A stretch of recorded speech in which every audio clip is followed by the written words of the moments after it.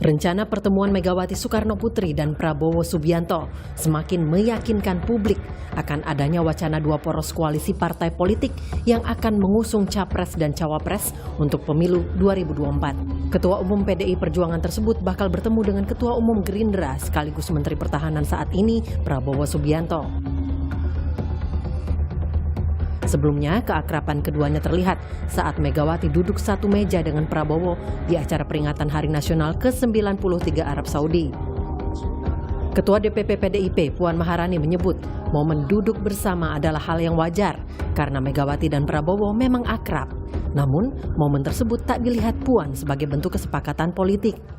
Orang akrab kok, nggak ada apa-apa. Ya mungkin di pembicaraan itu ya gimana, oke nggak, boleh nggak, ya boleh aja gitu. Boleh apa ya, tanya sama Bu Mega sama Pak Prabowo gitu kan. Jadi nggak ada yang nggak mungkin di dinamika politik ini. Pada 21 April, sehari sebelum Lebaran 2023, PDI Perjuangan telah mendaulat Ganjar Pranowo sebagai bakal capres.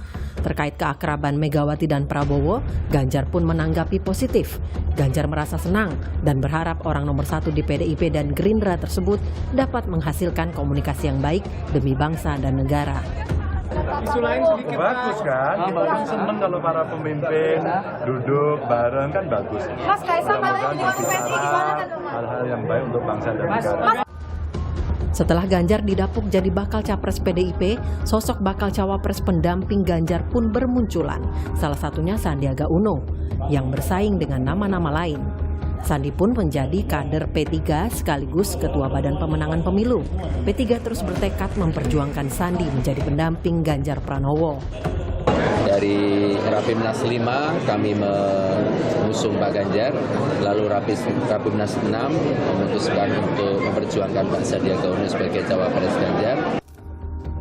Selain itu, dari koalisi yang dibentuk Partai Nasdem yang kini bernama Koalisi Amin, Anies Baswedan dan Muhaimin Iskandar sudah diumumkan menjadi bakal capres dan cawapres. Partai Demokrat juga sudah lepas dari koalisi bentukan Nasdem dan pindah mendukung Prabowo Subianto. Jika wacana dua poros terwujud, koalisi mana yang akan melebur jadi satu? Sementara PDIP menjadi satu-satunya partai politik yang dapat mengusung capres-cawapres di Pilpres 2024 tanpa harus berkoalisi. Tim Liputan, Kompas TV.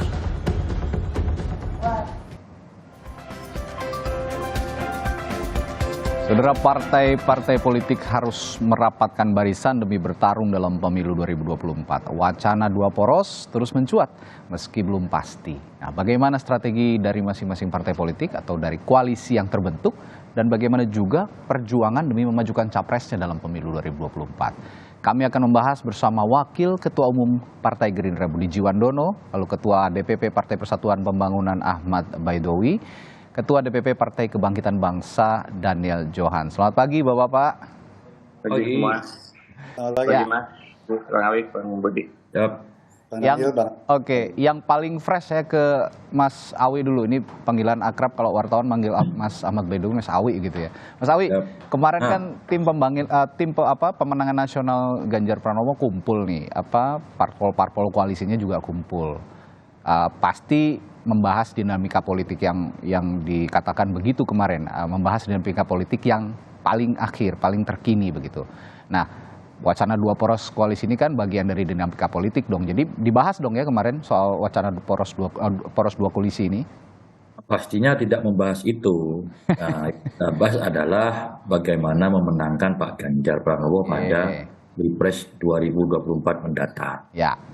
Soal kemudian ada dinamika yang berkembang di luar, ya kalaupun itu dibahas ya hanya menjadi catatan pinggir gitu, bahwa isu-isu di luar seperti ini tetapi bukan menjadi isu utama yang kita bahas, karena kita fokus mantapan tim pemenangan nasional yang dipimpin oleh Pak Arsyad Rashid bagaimana melakukan kerja-kerja terukur untuk bisa memenangkan Pak Ganjar Pranowo pada Pilpres 24 Februari mendatang.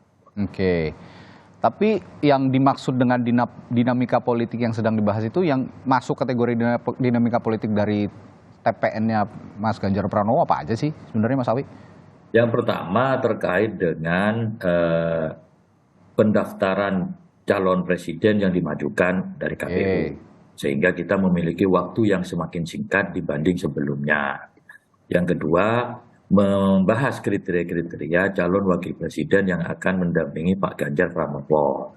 Karena kita juga melihat, misalkan Pak Daniel Johan sudah memiliki pasangan Amin. Terus bagaimana caranya Pak Ganjar dengan Mr. atau Mrs. X-nya itu bisa bersaing dan mengalahkan Pak Amin, pasangan Amin.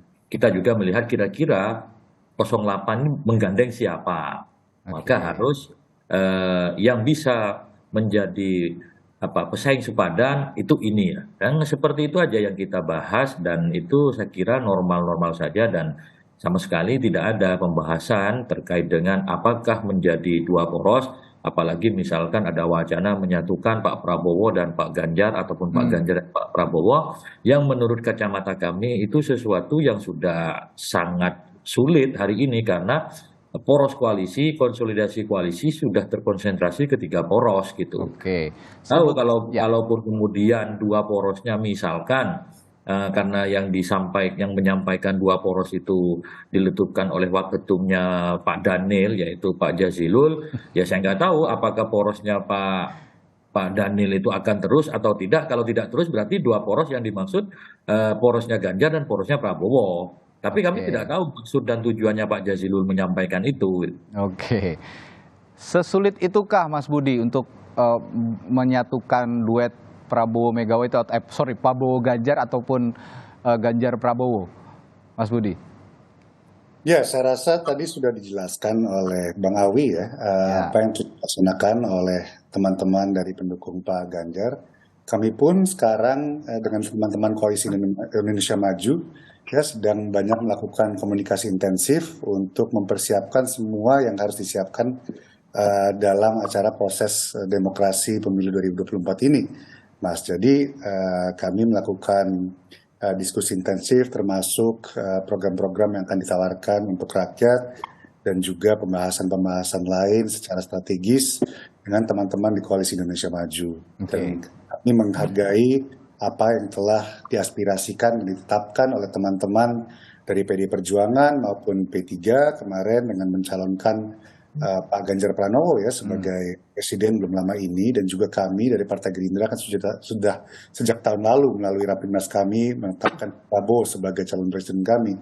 Dan saya rasa perkembangan dinamika politik beberapa minggu terakhir ini sudah semakin jelas dan kami melihat bahwa partai sudah menentukan sikap politiknya, termasuk juga teman-teman dari Nasdem dan PKB yang sekarang sudah bergabung di dalam koalisi perubahan Pak Anies dan Pak Muhaimin Iskandar. Kami sangat menghargai itu.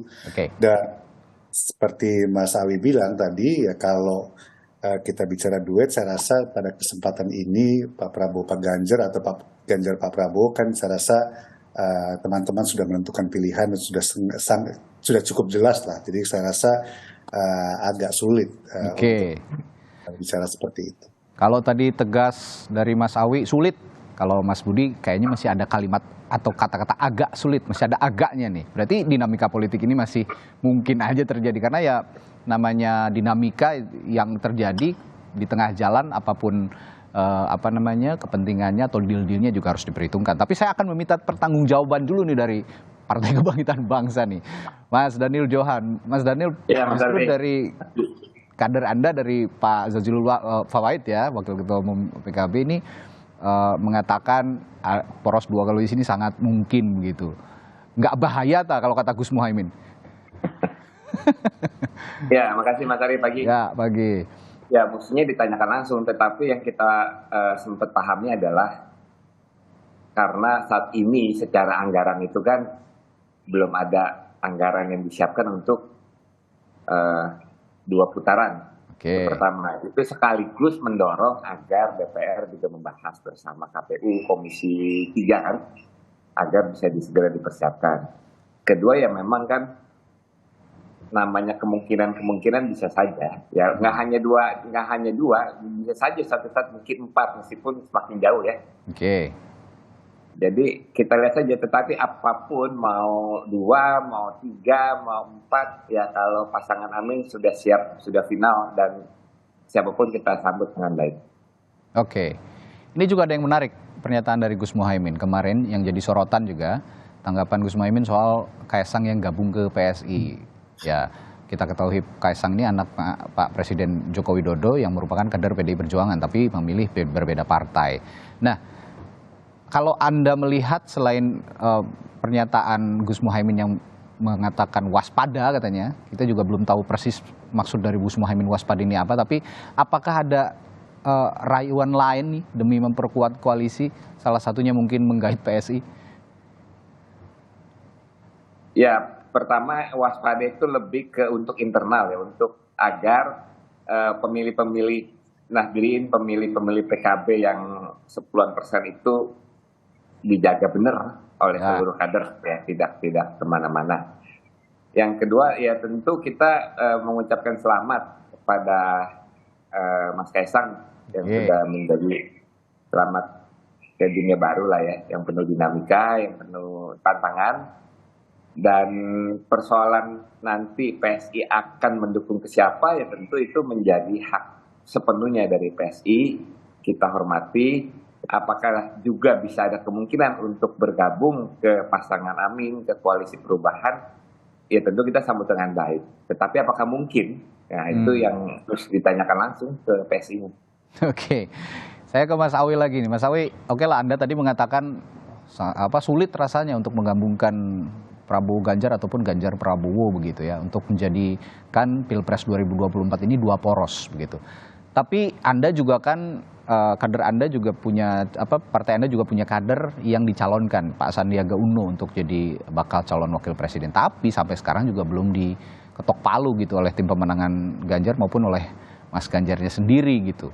Nah, memangnya kalau memang sulit begitu, sesulit itukah cari bakal pendampingnya Mas Ganjar sejauh ini? Ya, nikmatnya berpolitik itu penuh misteri gitu kan, apalagi dalam menentukan pasangan-pasangan. Sama ketika tiba-tiba Cak Imin menjadi cawapresnya Anies, itu kan misteri juga tiba-tiba. Dan ya itulah hiburan di politik dan nikmatnya di situ. Maka kemudian kami sampai saat ini masih konsisten dengan keputusan Rapimnas, baik Rapimnas 5 yang mengusung Pak Ganjar dan Rapimnas 6 yang mengusulkan Pak Sandiaga Uno untuk terrealisasi dalam Pilpres yang akan datang. Namanya politisi, manusia itu wajibnya berikhtiar. Segala cara kita lakukan untuk bisa meyakinkan PDI Perjuangan, khususnya Ibu Megawati Soekarno Putri, untuk bisa menerima Pak Sandiaga Uno sebagai bakal cawapresnya Pak Ganjar Pranowo. Dengan segala jaluran komunikasi politik kita lakukan. Tentu pada akhirnya sebagaimana yang disampaikan Bu Megawati, ketika nanti memutuskan calon wakil presiden itu akan disampaikan kepada para ketua umum partai. Artinya kita diajak bicara, tidak hanya tiba-tiba.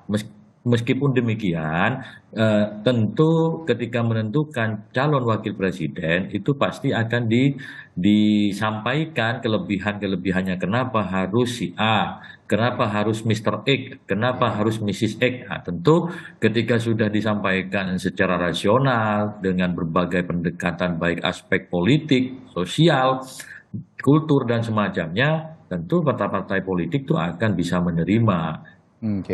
Dalam forum duduk bersama para pimpinan partai. Sekali lagi kita tidak mendahului keputusan ketua umum partai politik.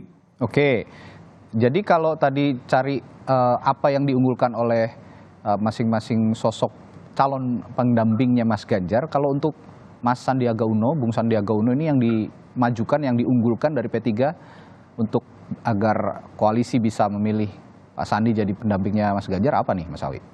Sangat banyak sekali untuk menyampaikan kelebihan-kelebihan Pak Sandiaga Uno, misalkan dari aspek angka statistik. Ini ukuran yang rasional ya. Dari jajak pendapat sejumlah lembaga survei, Sandiaga Uno selalu menempati number 1 posisi bakal cawapres. Apesnya dia nomor 2. Ya, simulasi dari berbagai pasangan, ternyata pasangan Ganjar Sandi itu menempati urutan pertama dari berbagai simulasi yang ada. Selanjutnya, aspek keterwakilan. Pak Sandi mewakili P3 dalam hal ini Islam, religius, sehingga bangunan koalisi nasionalis religius itu bisa tercapai. Yang berikutnya, Pak Ganjar mewakili Jawa, Pak Sandi luar Jawa, dan banyak hal lainnya termasuk juga Pak Sandi mewakili kelompok ekonom. Sama seperti dulu proklamator kita Bung Hatta berlatar belakang ekonom. Jadi konsep duit tunggal itu bisa terrealisasi ketika Ganjar Sandi digabungkan. Tapi sekali lagi ini proposal yang diajukan oleh Partai Persatuan Pembangunan kepada PDI Perjuangan. Selebihnya tentu kita terbuka ruang untuk mendiskusikan. Artinya dalam mendiskusikan itu tentu P3 tetap bertahan dengan proposal yang diajukan. Nah, ketika terjadi pembahasan nanti tentu kita lihat apa yang misalkan diminta ataupun yang harus dipenuhi oleh Partai Persatuan Pembangunan untuk bisa Sandi diterima oleh PDI sebagai pendamping Pak Ganjar, ya tentu tidak bisa muncul dalam forum ini karena itu hanya muncul di forum ketua umum partai politik. Oke, saya ke Mas Budi. Kalau tadi ke Mas Awi pertanyaannya sesulit apakah memilih, ini kurang lebih sama. Tadi Mas Budi juga mengatakan agak sulit untuk menggabungkan Ganjar Prabowo, Prabowo Ganjar. Tapi sampai sekarang bakal calon wakil presidennya Pak Prabowo juga belum nongol gitu. Sesulit itukah atau sesulit apa sih mencari pendampingnya Pak Prabowo? Saya rasa bukan sulit ya kata yang tepat ya, tapi memang ini kan jadi bahwa kami di Koalisi Indonesia Maju kan juga menerima masukan-masukan dari pimpinan partai politik yang telah bergabung juga. Perlu kita ketahui bahwa selain Partai Golkar, kemarin ada Partai PAN juga, baru-baru ini baru Partai Demokrat bergabung, dan ada Partai Bulan Bintang, Partai Gelora, Partai Garuda yang selama ini juga telah menyatakan dukungan kepada kami. Tentu ini menjadi masukan-masukan dari setiap partai juga dalam forum diskusi. Pasti salah satu pembicaraan strategis kan masalah calon wakil presiden, dan ini terus bergulir, dan saya rasa memang masih ada waktu ya sampai nanti kalau tidak salah ya Bang Awi tanggal 19 sampai tanggal 25 untuk memasukkan berkas calon presiden, calon wakil presiden. Untuk itu ya kami masih mendalami, ini masih mengevaluasi segala sesuatu kemungkinan yang bisa terjadi, termasuk juga pasangan-pasangan yang paling ideal nanti untuk Pak Prabowo Subianto. Jadi untuk kami juga masukan dan saran-saran dari partai-partai di dalam Koalisi Indonesia Maju ini menjadi bagian penting dalam diskursus demokrasi yang sedang kami sama-sama lalui. Jadi nanti pada saatnya pasti itu nanti akan diputuskan sama-sama dengan semangat musyawarah untuk mufakat, dan saya rasa pada saat itu nanti kita akan bersama-sama ketahui bersama. Oke, ngomong-ngomong masukan Mas Budi, dari internal koalisi partai politik di internal koalisinya Pak Prabowo juga dari Partai Bulan Bintang nih punya masukan nih mengusung atau memajukan nama Kaisang Pangarep jadi dari Gibran Rakabuming Raka, anaknya Pak Jokowi juga ya, putra pertama Pak Jokowi untuk jadi pendampingnya Pak Prabowo. Respons Anda bagaimana sejauh ini? Ya, beberapa kali saya rasa itu nama Mas Gibran itu muncul ya di dalam bursa cawapres, tapi kami melihat bahwa dinamika sampai saat ini kan yang kami ketahui masih ada perdebatan, mungkin keputusan yang ditunggu dari Mahkamah Konstitusi. Oleh sebab itu ya kami melihat, kami mengantisipasi juga, tapi kami tetap tidak terlalu jauh, kita tetap fokus dengan peraturan undang-undang yang ada sekarang. Untuk itu, kalaupun nanti ada, itu mungkin nanti jadi pembahasan lagi, tapi untuk sementara ya kami melihat dalam koridor peraturan yang ada dalam sekarang ini. Oke. Balik ke Mas Daniel. Mas Daniel, kalau dari dua kubu ini katanya sulit memadukan Pak Ganjar dengan Pak Prabowo, begitupun sebaliknya, begitu ya, dua poros koalisi ini terwujud. Tapi dari kubu Anda juga kan yang menggulirkan wacana poros dua koalisi. Tapi saya ingin bertanya begini, kalau memang ini terjadi, kira-kira ada strategi khusus yang akan ditempuh oleh pasangan Amin ke depannya kalau memang terjadi poros dua koalisi ini? Ya tentu itu akan semakin merapatkan barisan ya di koalisi kami dari seluruh partai yang tergabung. Saya nggak paham nih, apakah dengan adanya dua koalisi partainya juga langsung bergabung blek di dua koalisi itu, atau memang sebagian ada yang ikut juga bergabung di koalisi perubahan, itu kan juga kita masih lihat. Ya. Tetapi kalau misalkan benar-benar terjadi dua koalisi, ya kita semua akan full, akan memastikan pasangan Amin itu memenangi. Dan saya rasa koalisi yang sebaliknya akan lakukan hal yang sama. Tapi yang perlu adalah kita komitmen lah, benar-benar menjaga agar masyarakat tidak terbelah. Ya. Kita memastikan demokrasi pemilu, pileg, pilpres berjalan dengan baik, jurdil, dan semua masyarakat bisa menyambut dengan gembira. Itu yang harus kita pastikan. Ini yang saya garis bawahi, merapatkan barisan jika poros koalisi terjadi, dan Gus Muhaimin juga mengatakan ada kalimat waspada gini. Meskipun itu dialamatkan dengan bergabungnya Kaisang ke PSI. Ini jadi penanda benar-benar ini tanda bahaya buat koalisi Amin atau tidak, tapi jangan dijawab dulu Bung Daniel. Nanti kita akan tanyakan ini kepada Bung Daniel setelah jeda. Tetaplah di Sapa Indonesia Pagi, kami segera kembali. Kembali di Sapa Indonesia Pagi. Tadi saya ke Bung Daniel sempat nanya karena pernyataannya langsung merapatkan barisan kalau poros dua koalisi ini terjadi dan ada kalimat atau kata-kata waspada dari Gus Muhaimin. Tapi memang kalau poros dua koalisi ini terwujud begitu, sebahaya itukah buat pasangan Amin? Mas, enggak bahaya sama sekali. Enggak bahaya sama sekali. Enggak, tapi kan banyak yang mengkhawatirkan kalau langsung dua itu kan head to head takutnya menimbulkan keterbelahan di masyarakat. Nah itu aja yang harus kita komitmen. Artinya menghindari polarisasi begitu. Biar tidak terjadi polarisasi di antara masyarakat. Secara keras gitu kan. Oke. Nah, artinya terlebih untuk menjaga kondusivitas pesta demokrasi begitu ya. Kalau lebih ke situ. Nah, tapi gini, kalau kita lihat survei juga ini kan Pak Anies dengan Gus Muhaimin ini masih agak tertinggal lah ya dari dua sosok di atasnya ya, ada Mas Ganjar dan juga Pak Prabowo. Nah, kalau misalnya tadi saya ulang lagi bahwa jika bergabung begitu mereka, ya dinamika politik kita nggak ada yang tahu gitu kan. Mana tahu mereka ini bergabung begitu dengan elektabilitas yang masih tertinggal ini, bagaimana upaya untuk mendongkraknya?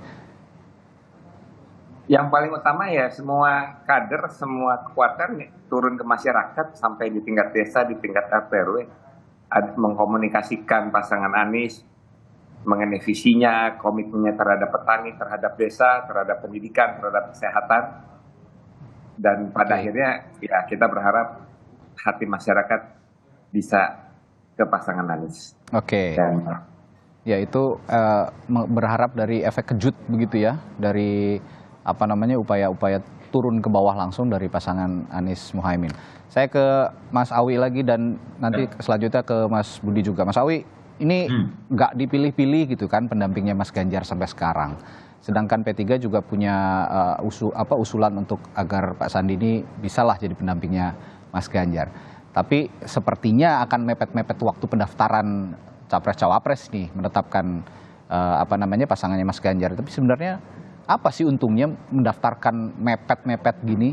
Bukannya ini nggak bagus juga untuk keterpilihan si cawapresnya nanti kalau mepet begitu?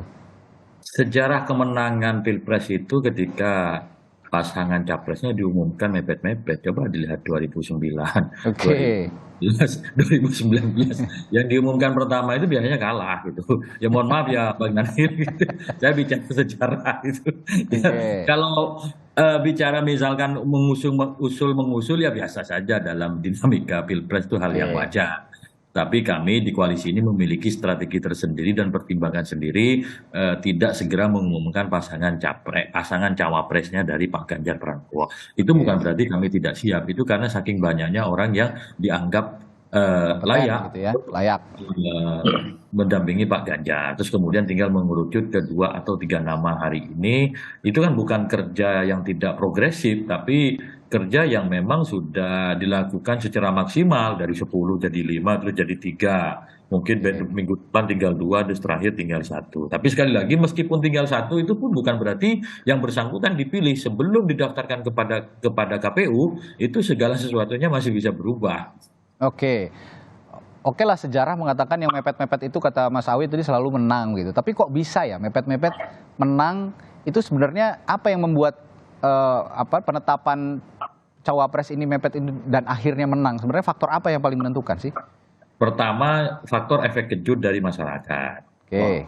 Karena kan yang kemarin yang sudah berpasangan sudah ketahuan kelebihannya, kelemahannya seperti apa.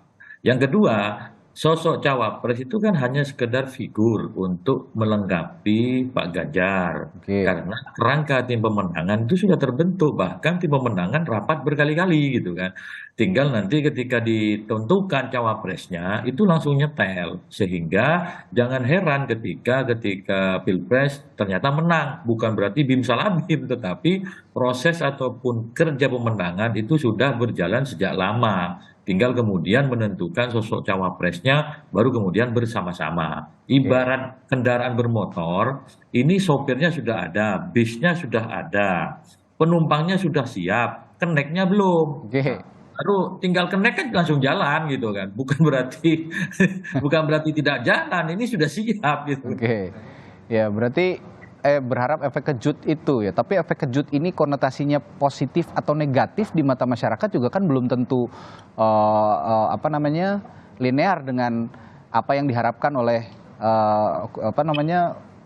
sosok Ganjar Pranowo. Nah, kalau ke Mas Budi, berharap efek kejut juga Pak Prabowo ini sejauh ini? Ya, saya rasa intinya kan apa yang menentukan nanti kemenangan adalah tawaran yang juga diberikan kepada masyarakat. Ya, jadi sekali lagi, saya rasa teman-teman juga sudah mengutarakan apa yang menjadi bagian dari proses demokrasi ini, bahwa menentukan cawapres ini kan memang ada kalkulasi-kalkulasi tertentu. Selain parameter-parameter yang biasa ditentukan, kami melihat dengan waktunya yang ada, ini adalah langkah-langkah yang perlu kami tempuh untuk memastikan memang pasangan yang nanti akan bergandeng dengan Pak Prabowo itu adalah yang terbaik dan paling ideal untuk pasangan Pak Prabowo. Dan kita melihat Mas, dan waktu kan masih ada ya, dan kita mengikuti terus perkembangan dinamika yang ada, dan kita berharap ya pada saatnya tidak lama lagi akan ditentukan dan tentu akan diumumkan ke publik juga. Oke, ngomong-ngomong dinamika, belakangan ini juga santer nih di kalangan wartawan dan juga internal masing-masing koalisi ya, baik di koalisi Indonesia Maju maupun juga di koalisi pendukungnya Pak Ganjar. Ini akan ada pertemuan Pak Prabowo Subianto dengan Ibu Megawati Soekarno Putri. Sejauh ini rencana itu masih on the track, Mas Budi? Ya, beberapa kali kan sudah kami utarakan juga bahwa ada perkembangan di mana ada harapan Pak Prabowo dan Bu Megawati bertemu. Kalau tidak salah kan belum lama ini Pak Prabowo dan Bu Mega bertemu di acara nasional Saudi Arabia ya, beberapa lalu tentunya dengan ada tokoh-tokoh lain juga. Dan ya kami sangat senang bila pertemuan itu terjadi, tentu itu menjadi contoh dan teladan yang baik bagi demokrasi di Indonesia, di mana pimpinan-pimpinan partai politik, pemimpin bangsa itu melakukan komunikasi secara berkala, secara berkesinambungan. Ini saya rasa tali silaturahmi yang terus harus dijaga dalam demokrasi kita, supaya ya ini demokrasi Indonesia ini bisa terus sejuk, damai, dan tentram. Tadi Bang Daniel kan juga mengingatkan kita bahwa kita tidak ingin terjadi terlalu gontok-gontokan atau polarisasi nanti pemilu 2024 ya. Dan saya rasa ini adalah contoh yang harus ditunjukkan oleh pemimpin-pemimpin partai politik, dan saya rasa di mana mereka berkomunikasi di forum apapun itu, saya rasa adalah hal dan contoh yang baik. Oke, dan kalau apa yang direncanakan, kita akan sama bahwa Bu Megawati juga mempunyai banyak kesibukan, Pak Prabowo juga demikian, dan kalau nanti ketemu beneran, saya rasa itu adalah hal yang baik. Oke, kalau Gerindra senang, P3 sebagai mitra koalisinya PDI Perjuangan, gimana menanggapi rencana pertemuan Pak Prabowo dan Bu Mega ini? Mas Awi. Jangankan pertemuan Pak Prabowo dan Bu Mega yang hari ini sama-sama di koalisi pemerintahan Joko Widodo, Kiai Ma'ruf Amin. Pertemuan Presiden PKS dengan Bu Megawati, Presiden PKS dengan Partai Demokrat dengan siapapun, nggak ada masalah. Karena kenapa? Apalagi kita masih sama-sama di koalisi pemerintahan. kok orang bertemu mau dicurigai gitu kan. Jadi orang bertemu ya bagus-bagus saja lah dalam konteks pembangunan bangsa ini gitu. Kalau semakin banyak bertemu, semakin banyak ide yang gagasan untuk kebangsaan, bukan untuk kelompok ataupun siapa pribadi, tetapi untuk kemajuan bangsa. Itu hal yang bagus. Oke, jadi kalau mereka bertemu dan menghasilkan akhirnya pendampingnya Pak Ganjar, P3 nggak akan baper ya kalau Pak Sandi nggak jadi pendamping Mas Ganjar? Itu kan kesimpulan Kompas sebelum ada pertemuan sudah menyimpulkan. Oke. Gitu. Tapi nggak baper lah, siapapun yang jadi misalnya. Saya sudah bilang itu kesimpulan Kompas, dan kami dari awal sudah bilang bahwa P3 konsisten dengan keputusan Rapimnas. Oke. Kita ini partai politik sudah memiliki arahnya masing-masing, nggak usah di framing gitu kan. Karena kita sudah memiliki keputusan internal masing-masing. Oke. Kita nggak memframing, tapi kan kita hanya mengarahkan. Bukan mengarahkan, Mas nggak Awi. bisa begitu juga, Mas, gitu kan. Tapi kan mau dipaksa-paksa barang nggak keluar juga itu. Gitu. Kan kalau Mas Sandi bilangnya sering tabayun gitu. Kami berarti kalau misalnya pun nggak terpilih berarti ya masih ada di koalisi kan, begitulah intinya kan? Ya kan sudah jelas keputusan Rapimnas itu tidak bakal berubah sebelum dibuat Rapimnas. Oke. Nah, kalau memang begitu, ini P3 pasti punya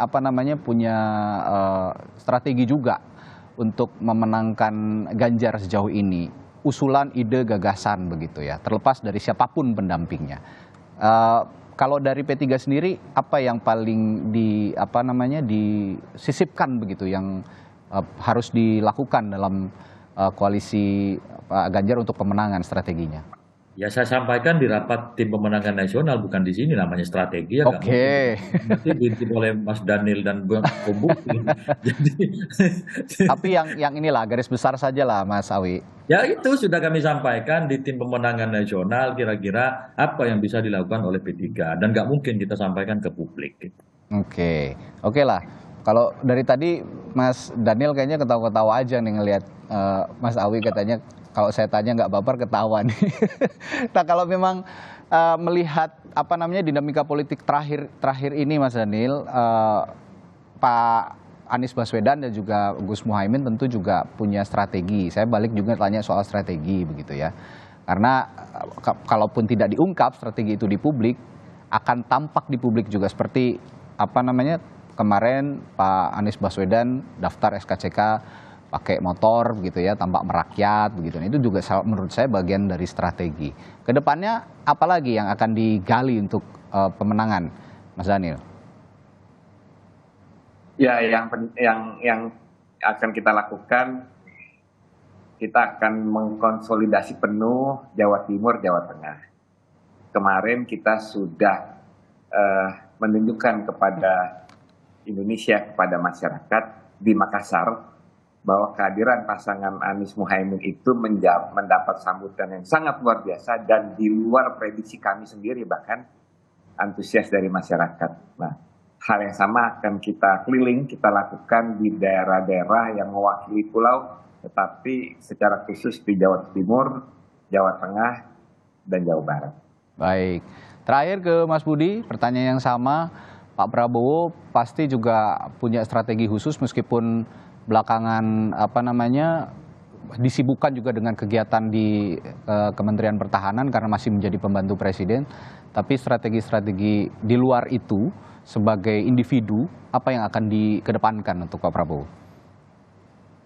Ya, saya rasa pertama Pak Prabowo ini kan menghimbau sebuah azas persatuan bagi seluruh komponen bangsa dalam membangun Indonesia ke depan menuju Indonesia Emas 2045. Dan kami terus untuk membangun komunikasi bersama dan juga memberikan pemahaman dan tawaran kepada masyarakat umum apa yang kami ingin capai di dalam mencapai Indonesia Emas 2045 ini. Dan Pak Prabowo kemarin juga ada studium general ya di Universitas Muhammadiyah Malang dan di forum mengingatkan program-program yang Pak Prabowo memang ingin perjuangkan selama ini. Saya rasa ini adalah pemikiran-pemikiran dan terobosan yang baik, yang besar, yang patut kita cermati bersama dan akan menjadi daya tarik sendiri bagi calon-calon pemilih atau voters yang ada di Indonesia. Kita bicara masalah kedaulatan pangan, kedaulatan energi, kedaulatan air, ini menjadi komponen sangat penting. Juga program-program yang selama ini telah dijalankan oleh Presiden Jokowi, saya rasa kita bisa lihat manfaatnya begitu banyak dan begitu baik. Ini yang menjadi komitmen juga untuk Pak Prabowo melanjutkan program-program yang Pak Jokowi telah jalankan. Tapi juga menambah dengan beberapa tadi faktor yang saya rasa sangat penting dan sangat relevan di masyarakat sekarang dan Indonesia ke depan menuju Indonesia Emas 2045. Baik, terima kasih. Menarik sekali perbincangan kita pagi hari ini. Meskipun masih malu-malu untuk bicara soal dua poros koalisi, katanya yang satu sulit, yang satu agak sulit begitu ya, kalau kata Mas Awi dan Mas Budi. Tapi ya dinamika masih akan terjadi, apapun masih bisa terjadi, komunikasi politik terus dijalin. Kita lihat ke depannya, apalagi manuver-manuver yang akan dilakukan bapak-bapak ini yang di layar ya. Baik, terima kasih Wakil Ketua Umum Partai Gerindra, Budi Jiwandono, Ketua DPP Partai Persatuan Pembangunan Ahmad Baidowi, dan Ketua DPP Partai Kebangkitan Bangsa Daniel Johan telah berbagi perspektifnya di Sapa Indonesia pagi kali ini. Sehat selalu Bapak-Bapak, sampai jumpa lain kesempatan. Terima kasih.